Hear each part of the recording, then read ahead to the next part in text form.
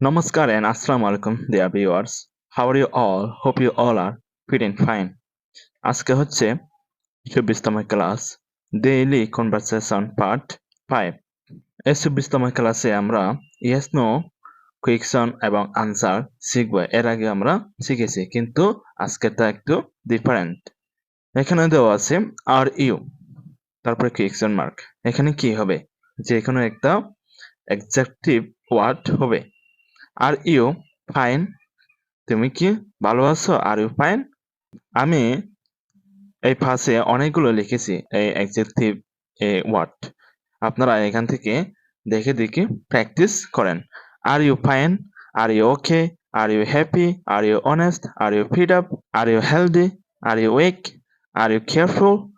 R you pious? এখান থেকে অনেকগুলো প্রশ্ন তৈরি করতে পারেন।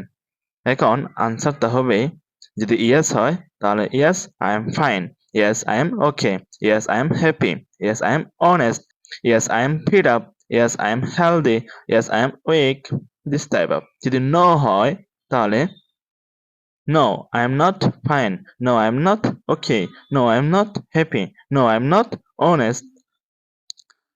এখন আর ইউ এট, এখানে কি হবে? এই যে এখানে হবে এইগুলোই। যদি আপনাকে জিজ্ঞেস করা হয় তুমি কি স্কুলে আছো?